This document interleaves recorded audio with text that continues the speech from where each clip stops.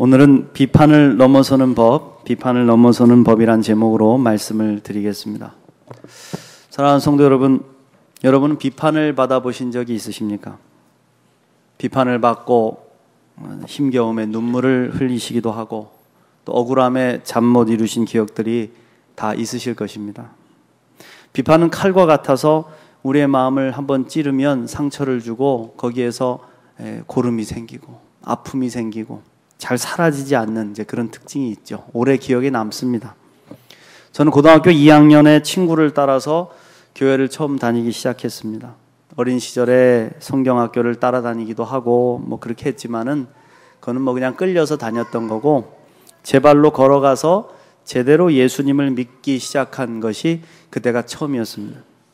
예수님을 믿고 교회를 다니니까 얼마나 좋은지 새로운 세상이 펼쳐지는 거예요. 외롭고 힘겨웠던 삶이 행복해지고 또 교회 친구들과 함께 날마다 교회에 모여서 기도하고 찬송하는 삶이 얼마나 재밌었는지 저는 그날 이후로 정말 열심히 신앙생활을 했습니다. 그리고 학교 친구들도 열심히 전도해서 학생회 임원 활동도 하며 활발하게 봉사를 했습니다. 근데 같은 학년이면서 당시 학생회 회장을 맡고 있었던 친구에게서 한 통의 편지를 받았습니다. 저희들이 이제 고등학교 다니는 중학교 다니는 친구들이 마니또함이라 그래가지고 편지를 보내주면 거기다 넣었다가 일주일 뒤에 뽑아서 배달된 사람에게 전해주는 건데 저도 처음 편지를 받아보니까 설레는 마음으로 뜯었겠죠. 그래서 화장실에 가서 몰래 읽는데 그런 글이었어요. 네가 교회에 나와서 신앙생활하는 것에 다른 의도가 숨겨져 있는 것 같다. 교회는 너의 자아를 실현하는 장소가 아니다. 좀 얌전히 교회 다녔으면 좋겠다. 그렇게 예수를 믿으려면 교회 나오지 말아라. 제가 이 편지를 받고 얼마나 서러웠는지 모릅니다. 교회 화장실에서 편지를 뜯어 읽고 울고 울다가 몇 주 동안을 가슴 아프게 지냈습니다.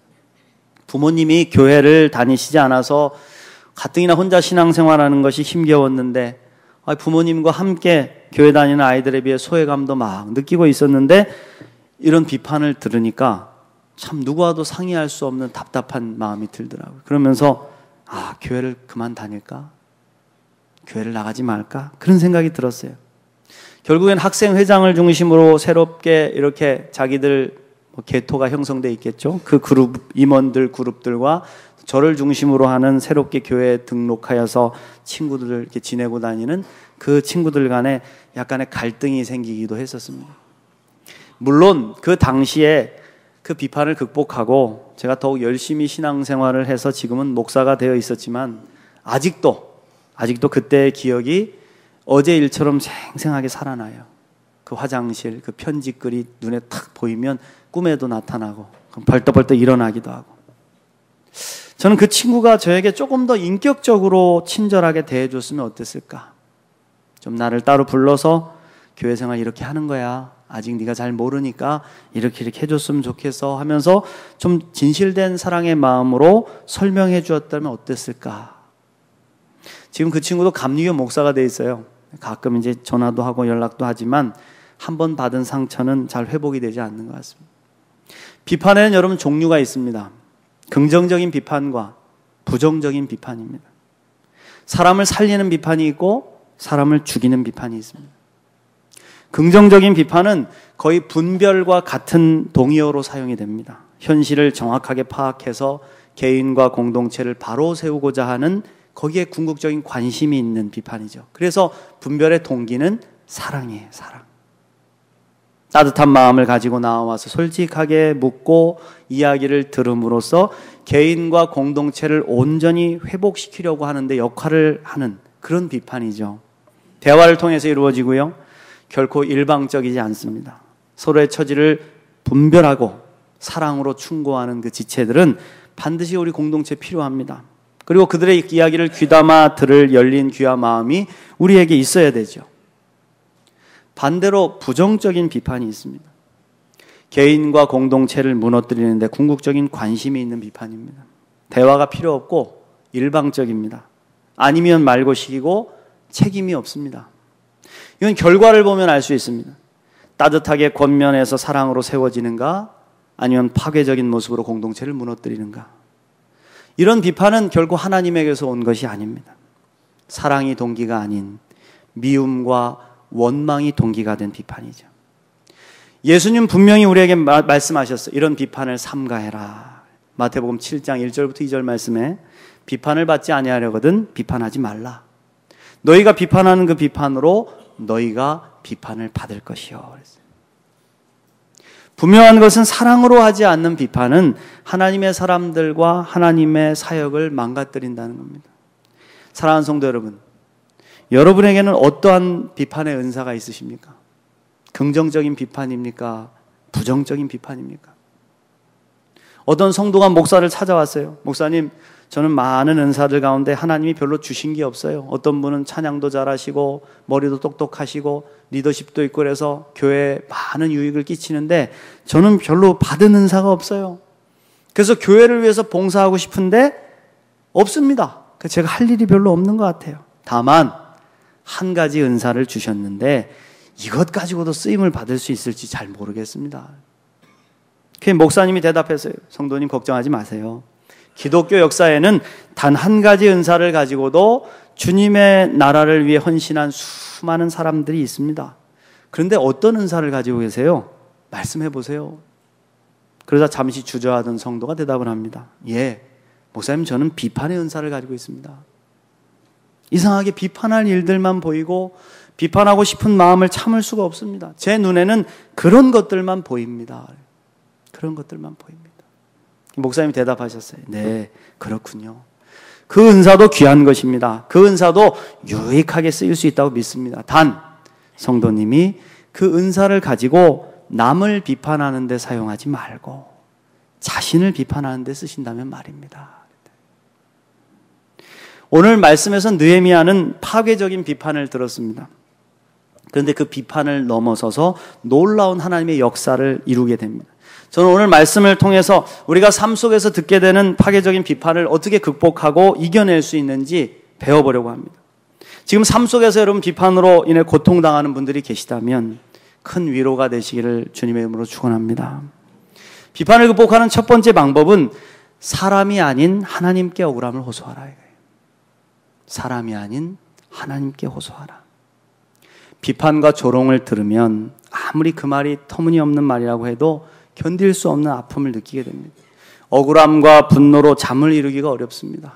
신경쇠약 걸리죠. 그대로 빠지면 여러분 암 걸려 죽습니다. 3인성호라는 말이 있어요. 세 사람이 모이면 없던 호랑이도 만들어진다. 그런 말이죠. 말이라는 게 그렇습니다. 사람의 말이 얼마나 부질없고 쉽게 붙여질 수 있는지를 보여주는 뜻이죠. 말에는 발이 없어요. 누가 그냥 툭 던져놓으면 그 말을 들은 사람이 또 전하고 또 전하고 그러면 눈덩이가 굴려듯이 막 붙어요. 그리고 천리를 갑니다. 계속해서 증폭되는 말. 총각이 처녀에게 관심이 있대. 이 말로 시작해서 처녀가 총각의 아이를 낳았대. 이렇게 얘기가 되는 거죠. 느헤미야가 여러분 고국으로 돌아와서 성벽 재건의 역사를 시작했다는 이야기가 돌기 시작하니까 당시 주변의 부족 지도자들은 이를 탐탁치 않게 여겼습니다.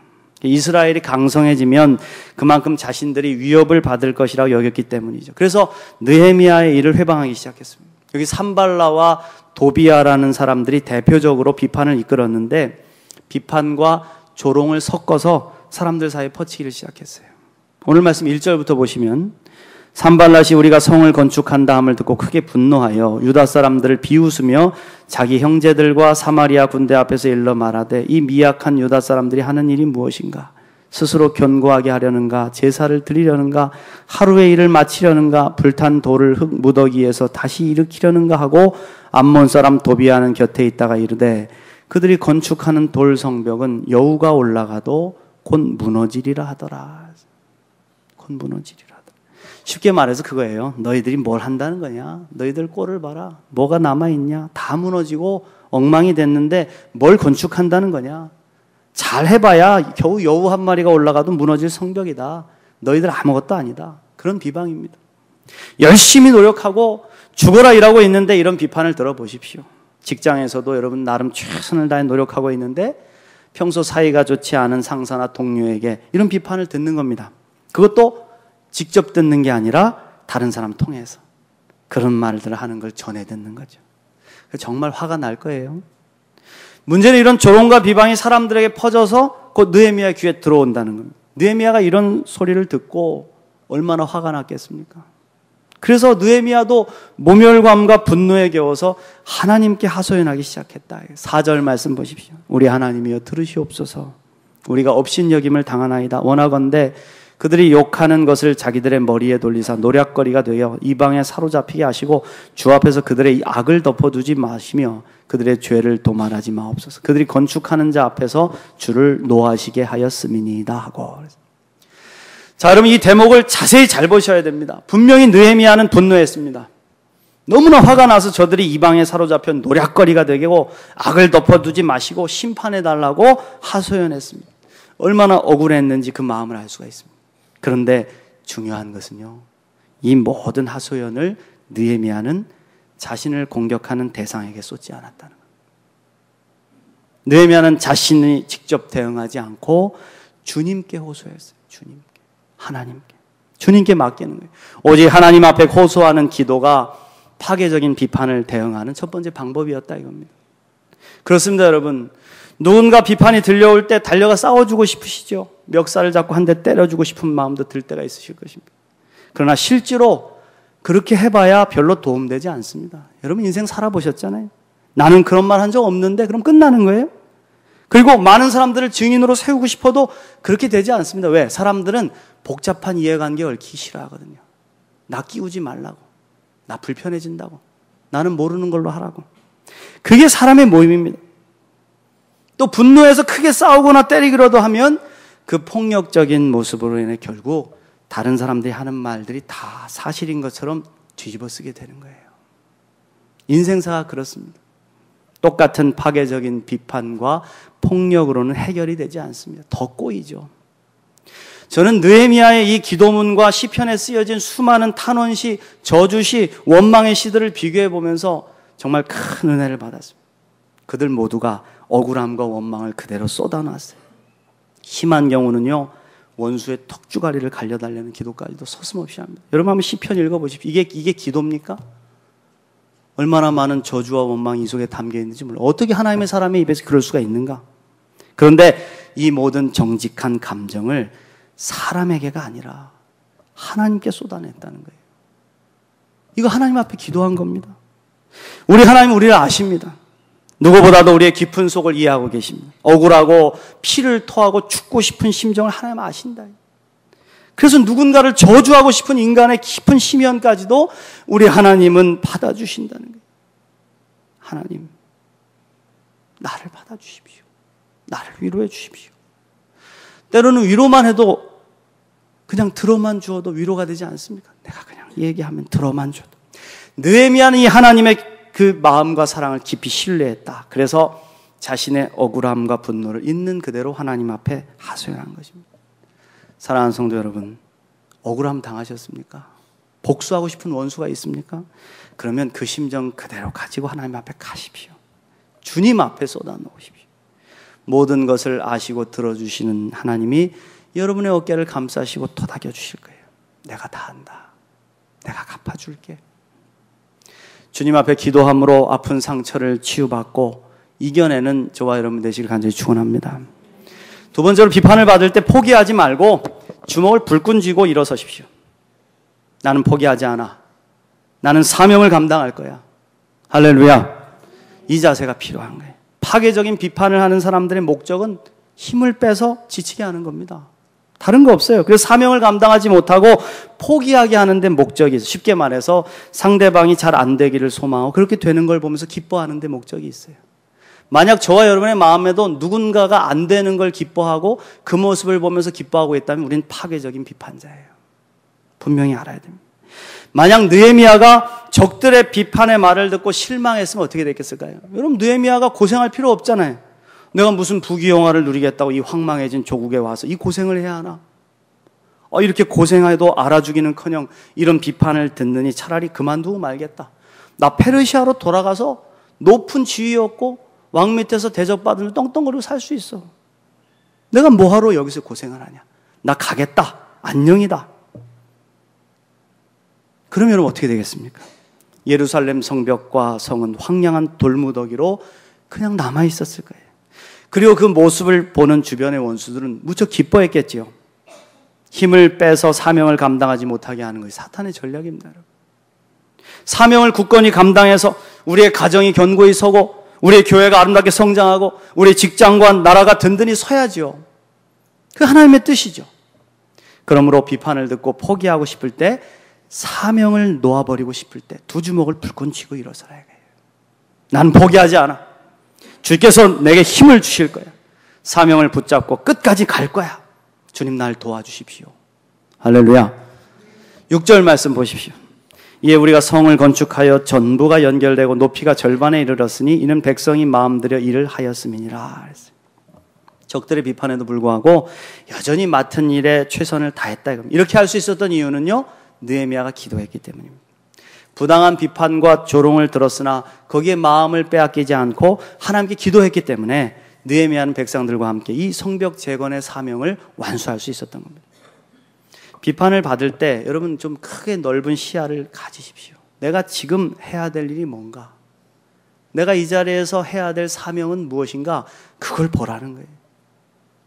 제임스 보아스라는 분이 쓴 느헤미야 강의 집에 보면 재미있는 예화가 하나 있어요. 여기 보면 뉴욕 양키스와 밀워키 브레이브스의 전설적인 야구 게임의 일화가 소개되어 있습니다. 바로 이제 상대방을 비판하는 데 있어서 입이 험하기로 유명했던 뉴욕 양키스의 포수 요기 베라의 이야기입니다. 이 요기 베라라는 사람이 입이 걸어가지고 남을 비난하기를 그렇게 좋아해. 근데 특별히 이 요기 베라와 이 밀워키 브레이브스의 강타자 행키 아론 사이에 얽힌 일입니다. 두 팀이 월드 시리즈에서 만났대요. 입이 험하기로 유명한 요기 베라가 행키 아론이 타석에 딱 들어서니까 집중력을 분산시키려고 놀려대기 시작한 거예요. 입으로다가. 자네, 그걸 지금 방망이라고 잡고 있는 건가? 방망이 상표가 잘 보일 수 있도록 바르게 잡아야지. 똑바로 하라고. 빈정거린 것이죠. 이 말을 들은 행키 아론은 대꾸하지 않습니다. 그저 집중하여 투수가 던질 공만을 바라보는 거예요. 그리고 마침내 공을 쳐서 홈런을 만들어냅니다.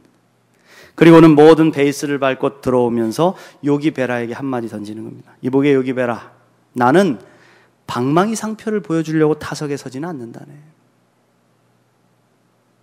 여러분 그렇습니다. 반대자들의 말엔 너무 요동할 필요가 없습니다. 그냥 사명에 집중하면 됩니다. 많은 역사의 인물들이 수많은 비난을 들으며 그들의 사명을 이루어내잖아요. 비판과 조롱을 극복하고 위대한 일을 해냈습니다. 그건 언제나 있는 겁니다. 인류 최초의 증기기관선이 뉴욕에서 떠나가지고 알바니를 향해서 떠났는데 지금은 1시간이면 갈 거리를 32시간 만에 들어갔어요. 사람들이 쓸모없는 일을 한다고 비판했습니다. 인류 역사상 첫 번째 모터 자동차가 시운행을 했을 때 털 하고 가니까 두 필의 말이 끄는 그 마차보다도 속도가 더 느렸다. 저게 뭐냐? 인류 역사상 첫 번째 비행기가 하늘로 올려졌을 때 그것은 불과 공중에서 59초를 떠 있다가 곤두박질 쳤습니다. 사람들 비난했습니다. 쓸데없는 일을 하고 자빠졌네. 저게 뭐냐? 그런데 비난과 조롱을 받았던 상사자들이 가진 공통점이 있으니 바로 그건 누구도 포기하지 않았다는 거예요. 포기하지 않았다. 그들은 자신들이 행하고 있는 일이 인류를 발전시킬 사명이라고 믿고 전진해서 마침내 이루어냈다. 그렇습니다. 파괴적인 조롱의 사명을 잃어버리지 마십시오. 내 사명 잃고 내 믿음 잃어버리면 나만 손해인 거예요. 끝까지 인내하며 전진해 가면 마침내 주님이 이루실 것입니다. 기도하고 주신 사명에 집중해서 소명을 이루는 저와 여러분이 되시기를 축원합니다. 마지막으로 파괴적인 비판을 이기는 최후의 무기는 오직 믿음의 주 온전케 하시는 예수를 바라보는 것입니다. 이 방법밖에 없습니다. 우리가 아무리 사명을 잘 감당하고 최선을 다해도 비판이 계속되다 보면 힘 빠지게 돼 있어요. 낭망할 수밖에 없습니다. 누구라도 이때 우리가 할 수 있는 일은 우리보다 더 많은 비판을 당하시고 조롱을 당하셨던 예수님을 바라보는 거예요. 주님을 보면서 힘을 얻는 겁니다. 그리고 내게 사명을 주신 분이 예수님이시지, 지금도 나와 함께 하시지, 나를 도우실 것이지, 이걸 굳게 믿는 겁니다. 할렐루야. 느헤미야가 백성들과 함께 성벽 공사를 거의 이루려고 하니까 적들의 비판은 더욱 거세졌어요. 나중에 여러분 읽어보시면 알겠지만 막 산발랏 도비아가 막 일부러 공문을 보내는데 원래는 다 이렇게 직인을 인장을 찍어가지고 봉투를 봉해야 되는데 그것도 일부러 뜯어놓고 사람들이 막 보게 해서 이루 말할 수 없는 비난들을 막 쏟아냅니다. 그래서 백성들이 지쳤어요. 성벽 공사를 진행하던 백성들의 힘이 빠지기 시작해요. 오늘 읽은 말씀 10절 뒷부분을 보시면 유대 사람들은 이르기를 흙 무더기가 아직도 많거늘 짐을 나르는 자의 힘이 다 빠졌으니 우리가 성을 건축하지 못하리라 하고, 백성들 사이에 패배의식이 자리 잡았습니다. 이렇게 노력해도 아무 소용이 없겠어. 저들이 하는 이야기가 맞을지도 몰라. 함께하는 사람, 힘을 주던 사람마저도 다 지치는 순간이죠. 그런데 이때 느헤미야는 백성들에게 이렇게 외쳤습니다. 14절 말씀 보시면 내가 돌아본 후에 일어나서 귀족들과 민장들과 남은 백성에게 말하기를 너희는 그들을 두려워하지 말고 지극히 크시고 두려우신 주를 기억하라. 할렐루야. 하나님의 백성들이 낙심하고 좌절하는 것보다 더 큰 재앙이 있어요. 그건 뭐냐면 함께 하시는 하나님을 잊어버리는 겁니다. 나와 함께 하시는 예수님을 잊어버리는 거예요. 그건 더 큰 재앙입니다. 우리 예수님을 묵상해 보십시오. 우리 예수님이 얼마나 터무니없는 비난을 받으셨습니까? 우리 예수님은 세상에 그 누구보다도 많은 비난과 조롱을 받으신 분이에요. 세리와 죄인들의 친구다. 먹기를 즐겨하고 술 먹기를 즐겨하고 놀기를 좋아하는 자다. 백성들을 미혹해 하는 자다. 저가 이렇게 능력으로 행하는 기적들은 다 귀신과 바알세불의 힘을 빌려서 기적을 일으키는 거다. 하나님을 모독하는 자다. 자칭 유대인의 왕으로 반란을 일으킬 자다. 성전을 헐고 사흘 만에 짓겠다고 말하는 사기꾼이다. 거짓말쟁이다. 심지어는 오늘날까지도 회자되고 신문에도 나오는 막달라 마리아와 그렇고 그런 사이다. 우리 예수님은 이루 말할 수 없는 모욕과 비난을 받으셨어요. 이때 우리 예수님이 한 것은 딱 두 가지밖에 없습니다. 성경을 보십시오. 하나는 침묵하셨고요. 다른 하나는 한적한 곳으로 가서 아버지 앞에 기도하셨어요. 주님, 제 뜻대로 하지 마시고 아버지 뜻대로 되길 원합니다. 아버지여, 내 영혼을 주님께 부탁하나이다. 오직 하나님만 바라보셨다는 거예요. 우리 그리스도인들에게 이런 신앙이 있어야죠. 초대교인들은 수많은 핍박과 죽임의 위협을 당하며 살아야 했습니다. 우리가 당하는 이런 어려움은 여러분 아무것도 아니에요. 초대교인들은 눈만 뜨면 어떻게 하면 살 수 있을까만 걱정했어요. 예수를 믿는다는 이유만으로도 잡혀가서 죽임을 당하고 목이 잘리고 가죽이 벗겨지고 끓는 물에 가마솥에 담겨지고 사자밥이 되고, 그저 지하 감옥인 카타콤으로 숨어 들어가 기도하는 것밖에 저들이 할 수 있는 게 없었어요. 그래서 그 벽에 보면 하나님을 기억하십시오. 고난받으신 예수님을 기억하십시오. 그런 글들이 써 있습니다. 예수님 바라봅시다.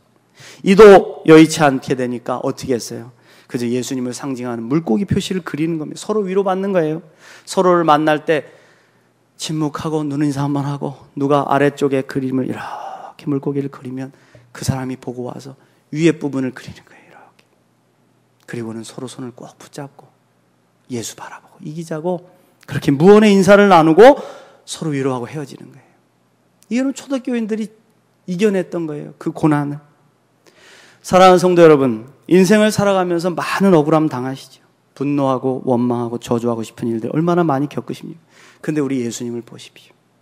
죄 없으신 우리 주님이 수많은 비판과 조롱을 받으셨잖아요. 그러나 한 번도 악을 악으로 갚지 않으시고 침묵과 기도로 하나님을 바라보시잖아요. 하나님을 바라보시잖아요. 그리고 마침내 승리하셨잖아요. 멀리 보십시오.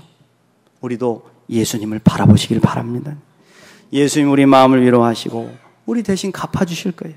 여러분 믿습니까? 침묵하고 기도하신 예수님을 본받아서 예수님의 모범을 따라 모든 파괴적인 비판을 이겨내고 주님 주신 사명을 굳게 붙잡고 일어나서 마침내 승리하는 저와 여러분이 되시기를 간절히 축원합니다.